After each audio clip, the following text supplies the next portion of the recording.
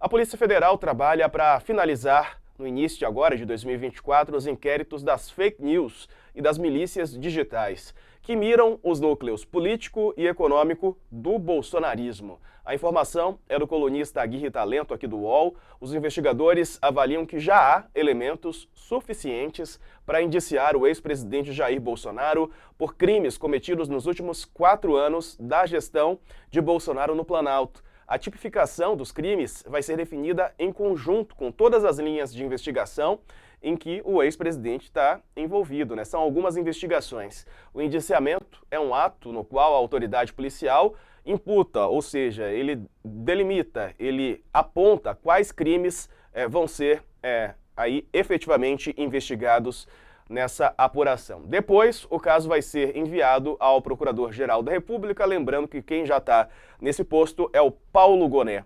Assunto para os nossos colunistas, comigo, Josias de Souza e Leonardo Sakamoto. Espero que os amigos tenham passado bem o Natal e agora já desejo uma ótima semana para encerrar 2023. E Josias, boa tarde para você. É um encerramento, né? Quer dizer, de uma investigação. Acho que as autoridades estão tendo o maior rigor, a maior calma, né, para que tudo seja feito com a maior transparência possível em relação ao ex-presidente Bolsonaro. Mais uma vez, boa tarde. Muito boa tarde, Diego, boa tarde ao Sakamoto, boa tarde a todo mundo que nos acompanha. De fato, a Polícia Federal estava aguardando a troca de comando na Procuradoria para fechar esses inquéritos que envolvem o Bolsonaro, né? O Paulo Gonet foi escolhido pelo Lula, é preciso lembrar disso, sob influência do Alexandre de Moraes. O Alexandre de Moraes, que é o relator de todas as encrencas que envolvem o Bolsonaro no Supremo, esse é o padrinho do Gonet junto ao Lula. E antes de ser aprovado pelo Senado, o Gonet teve com o Lula um par de vezes, conversaram, e não foi divulgado, evidentemente, o que eles falaram em privado.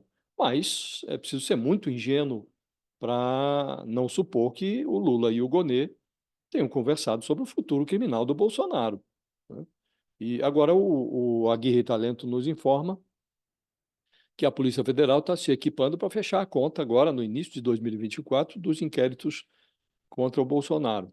E o indiciamento do Bolsonaro é certo como o nascer do sol a cada dia, né? E estamos falando de, sobretudo, 2 inquéritos, né? Das fake news e das milícias digitais. Esses processos incluem um sem número de delitos atribuídos ao Bolsonaro e aos seus cúmplices, né? Desde a falsificação de certificados de vacina até a tentativa de golpe, da difusão de mentiras pelas redes sociais até a tentativa de vender ilegalmente joias. E esse indiciamento deixa o Gonet diante de 2 alternativas. Ou ele denuncia o Bolsonaro ao Supremo, ou ele desmoraliza o Lula. E vai ficar o Lula como responsável pela escolha de um procurador-geral que não denunciou o Bolsonaro. Então, essa hipótese parece improvável, até porque o mandato do Procurador-Geral da República é de 2 anos e todos os que são nomeados têm o desejo de serem reconduzidos ao cargo. Então, como o Gonet depende do Lula para ser reconduzido, é muito improvável que ele faça o presidente de bobo. E uma vez confirmada a denúncia, restarão também ao Supremo 2 possibilidades: ou condena o Bolsonaro.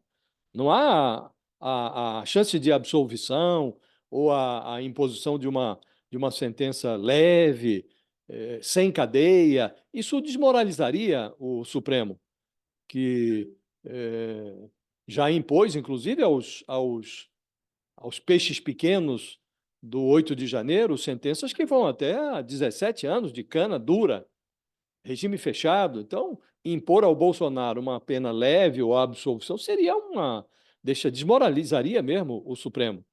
E resta analisar, Diego, o resultado disso, ou o resultado desses prováveis desdobramentos das encrencas do Bolsonaro. Um Bolsonaro encarcerado ficaria numa situação muito parecida com a que viveu o Lula. O Lula foi afastado das urnas, todos devem se recordar, graças a a uma ação que envolveu o Supremo e o TSE. O Supremo negou um habeas corpus ao Lula, o que permitiu que ele fosse preso, e o TSE o enquadrou na inelegibilidade da lei da ficha limpa. Agora está o Bolsonaro já banido das urnas até 2030. E ele vai, se ele for para a cadeia, como se espera, ele vai em cana batendo o bumbo da perseguição política. E restará ao Lula se esforçar para atenuar esse quadro, porque a asfixia criminal do Bolsonaro não torna a vida do Lula mais fácil. Ainda que o Bolsonaro e o bolsonarismo virassem pó do dia para a noite, já está entendido, as pesquisas mostram isso, o 8 de janeiro mostrou isso, que o conservadorismo troglodita ele continua retirando o seu oxigênio do antipetismo, do antilulismo. Então, se quiser um quarto mandato, como parece que deseja obter, o Lula vai ter que governar direito e aprender a conversar com a direita racional, essa direita que desembarcou do Bolsonaro e ajudou a eleger o Lula em 2022. Então, o Lula teve a colaboração, o voto dessa direita racional, menos pela preferência e mais pela rejeição ao Bolsonaro, né? Então, ele precisa dialogar com esse pedaço do eleitorado para manter o número de votos que o devolveu ao Palácio, e se ele quiser a reeleição, ele precisa conversar com esse pedaço do eleitorado, que hoje está ali abrigado no regular das pesquisas, aguardando o resultado do governo.